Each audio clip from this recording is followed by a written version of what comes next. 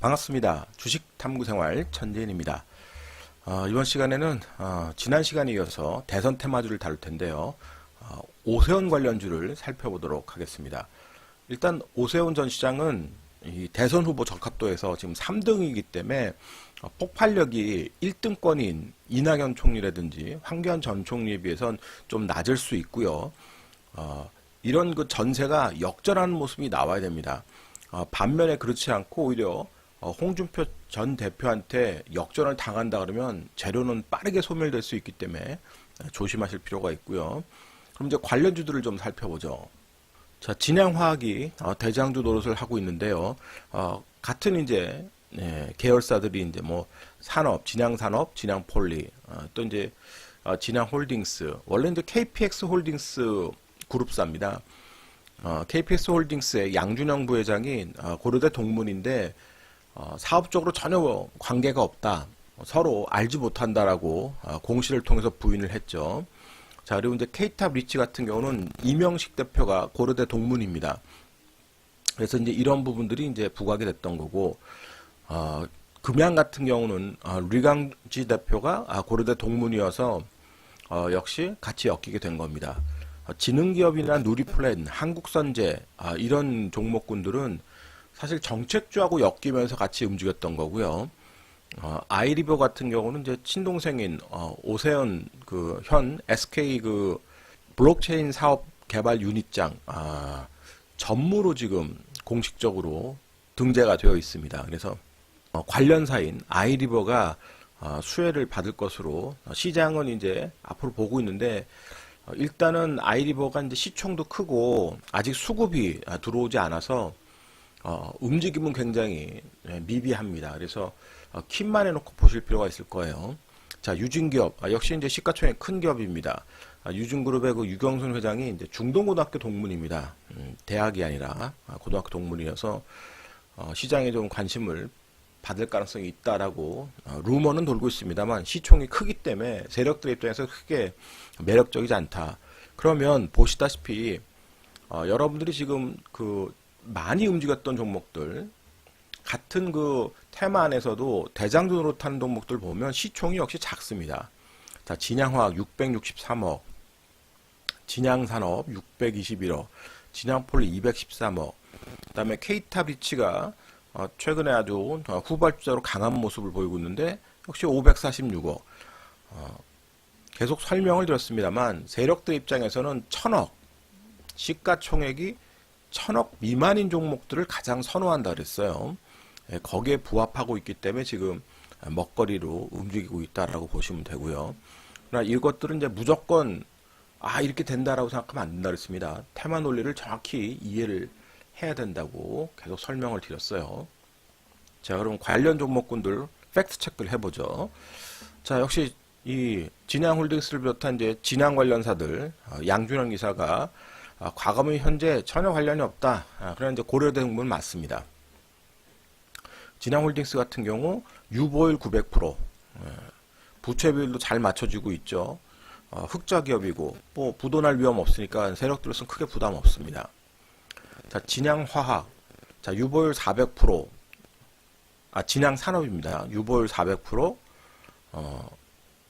흑자 기업이고요. 진양화학 같은 경우도 이제 유보율 400%에 가깝게 있고 적자 구조를 만들고 있습니다만 적자 폭이 뭐 몇백억씩 나는 게 아니죠. 그러니까 뭐 부도날 위험이 없습니다. 지금 당장. 자, 진양폴리 마찬가지로 실적이 좋지는 않습니다만 적자 폭이 크지 않기 때문에 당장 뭐 부도날 이유 없고요. KPX 홀딩스 유보율이 무려 2800%입니다.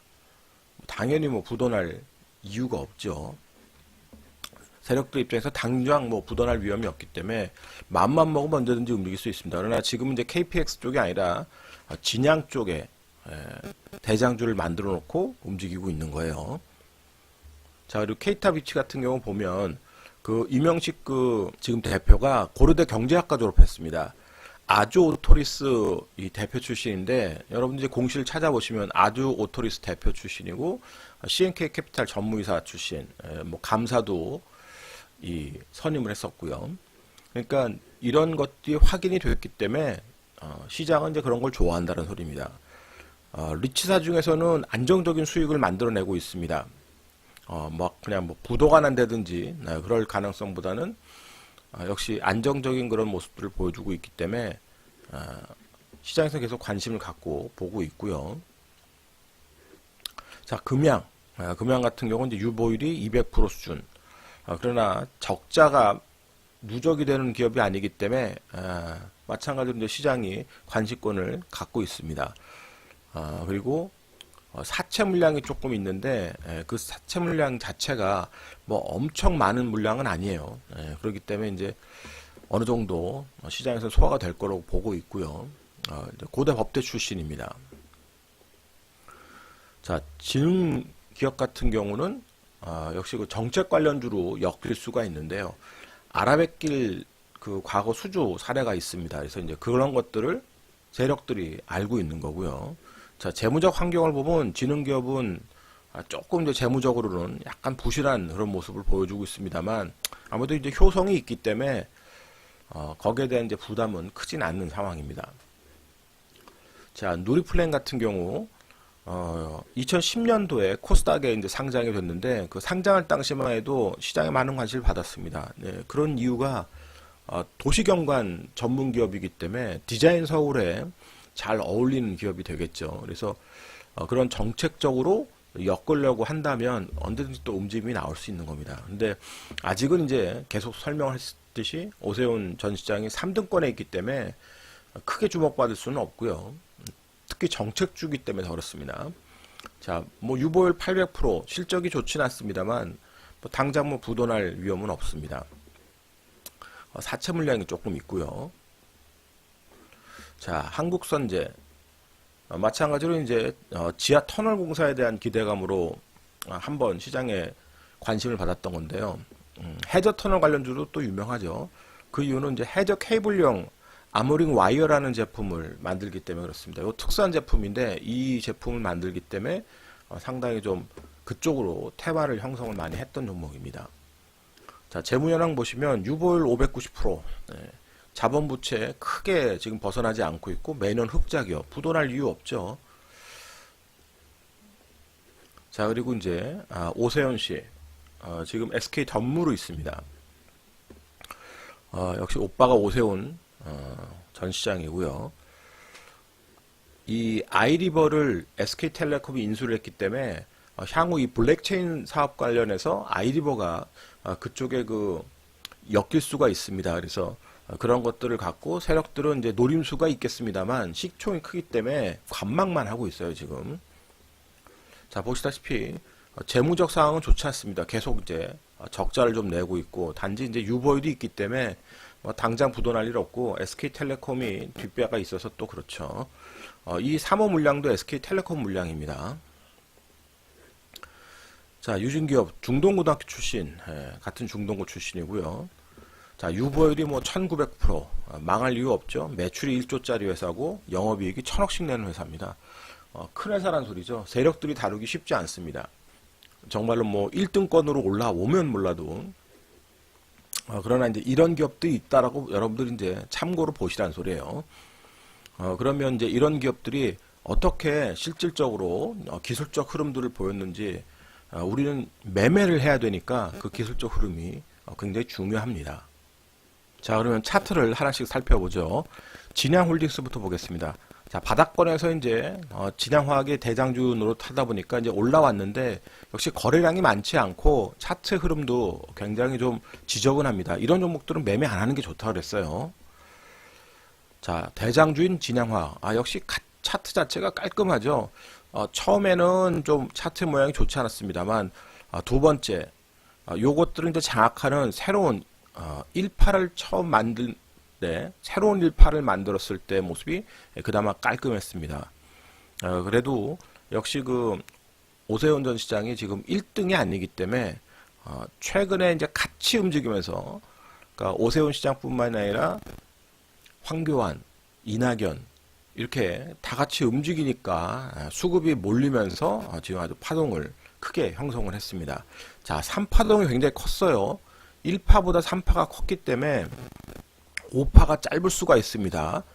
얘는 이제 같은 테마주, 대선 테마주라도 테마주 1등인데도, 그러니까 이 오세훈 관련한 1등 종목이지만 3파가 크고 1파가 작으면서 5파가 굉장히 짧아질 수 있다는 소리예요.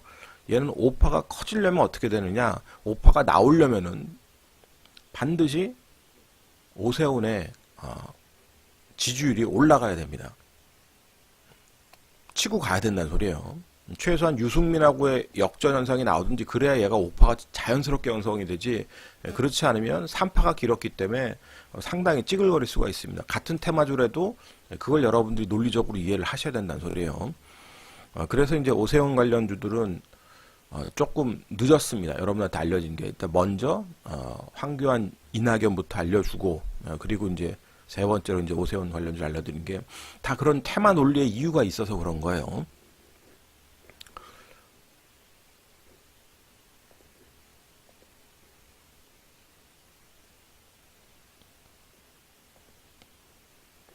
자, 이번엔 진앙산업. 자, 찌글찌글거리다가 첫 파동이 나왔습니다. 후발주라로 첫 파동이 나왔는데 역시 거래량이 크지 않아서 매매하기가 아주 좋진 않습니다. 그래도 어쨌든 간에 그 진양화학 후발주로 같이 엮여 있기 때문에 진양화학이 쉴 때 아니면 진양화학이 움직일 때 후발주의 흐름으로 빠른 단타가 가능한 종목군 될 수 있으니까 관심 갖고 보실 필요가 있고요.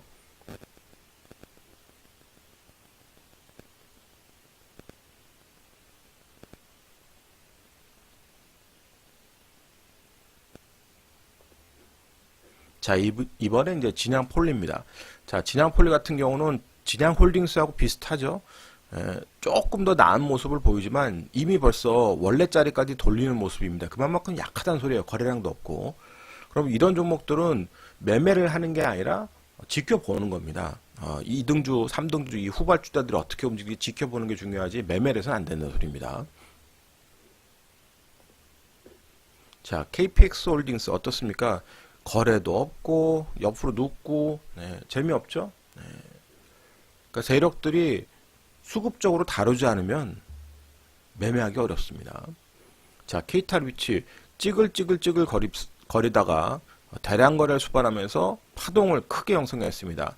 이걸 1파라고 봐야 되는데 이 1파 자체가 너무 큽니다. 얘는 이걸 3파로 보는 게 아니라 1파로 봐요. 천지는 개인적으로. 근데 얘가 너무 커. 1파가. 그럼 얘는 3파가 나오기가 쉽지 않다는 소리입니다. 그러니까 대장주인 진양화학이 5파가 나와야 얘가 3파가 나올 수 있는 거예요. 그러려면 역시 지지율 문제다. 그 테마 논리를 잘 이해를 하세요. 자, 금양. 거래가 조금씩 늘어나고 있습니다만 굉장히 지저분하죠? 이런 지저분한 종목들은 매매하기 어렵다 그랬습니다. 남의 떡으로 보시라 그랬어요. 자, 지능기업. 거래량 없이 올라오니까 역시 이런 고점에서 뚫겨 맞는 모습입니다. 깔끔하지는 않아요. 아직까지는. 역시 그 1등주, 2등주가 되지 못하는 이유가 출렁출렁 거리면서 움직이는데 수급이 연타로 들어오지 않기 때문에 그렇습니다. 그러나 끼가 있기 때문에 얘는 관심 갖고 보실 필요가 있어요. 수급이 확실하게 붙을 때 단타할 수 있다는 소리입니다. 자, 누리플랜 굉장히 지저분하죠? 그냥 kit만 해놓고 보세요. 거래량도 없고 지저분합니다. 정책주기 때문에 그래요. 자, 한국선제 거의 뭐 비슷하게 움직이죠. 그 진양홀딩스 이런 것들하고 같이 비슷한 흐름으로 움직이기 때문에 매매하기 좋지는 않다. 그냥 킵해놓고 보는 거라는 소리입니다.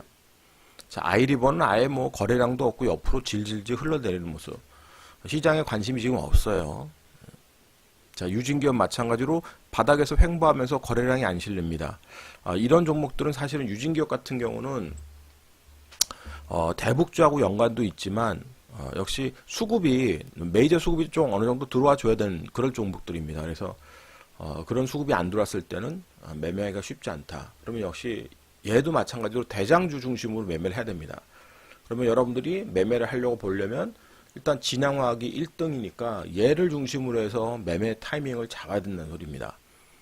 무슨 말씀인지 아시겠죠? 그리고 오세훈 전 시장의 지지율이 3등이기 때문에 반드시 그걸 여러분들이 이해를 하셔야 돼요. 그래서 될 수 있으면 1등 종목이라도 장중 단타로 마무리하는 게 좋다는 소리입니다. 그리고 얘가 오세훈의 지지율이 변동이 없다. 그냥 3등으로 계속 유지는 되고 있는데 큰 변동 없다 이거예요. 그러면서 이제 눌림목이 나왔을 때 마찬가지입니다. 앞전에 이렇게 1파동에 고점을 돌파했는데 이 자리까지 밀리면 안 된다는 소리예요. 얘가 3파를 만들기 위해서는 5파를 만들기 위해서는 이 자리까지 밀리면 안 된다는 소리입니다.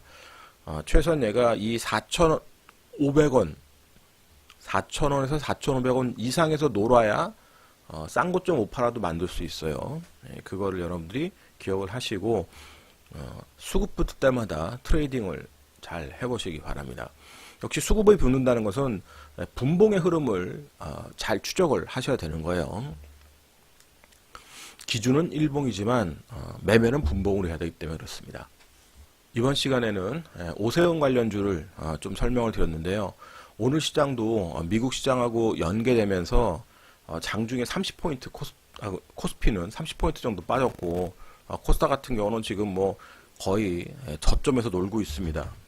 자, 보시다시피 장중 거의 최저점에서 놀고 있어요. 그만큼 근데 투심이 악화되어 있는 상황입니다. 계속 불확실성 크죠. 그 이유는 뭐 충분히 설명을 드렸습니다. 뭐 무역 전쟁 이슈도 그렇고 미국의 경기 정점 그리고 정말로 시장이 두려워하는 악재는 중국발 금융위기 이런 것들이 해소되는 분위기가 전혀 안 나오고 있다는 소리예요. 그러면 여기서 또 반등 나와봐야 기술적 반등이라는 소리입니다. 그럼 시장에서는 새로운 모멘텀을 찾을 수 없을 때는 어쩔 수 없어요. 세력들도 저렇게 테마와 연계되어 있는 종목들로 자기네들도 수익률 게임을 하는 거니까 그걸 여러분들이 잘 활용을 해보세요. 계속 설명을 드렸습니다만 그런 전략적 대응이 안 되는 분들은 절대로 접근하시면 안 된다는 소리입니다. 이 영상이 도움이 되셨다면 좋아요, 구독하기 부탁드리겠습니다. 저는 다음 시간에 또 찾아뵙죠. 고맙습니다. 전진이었습니다.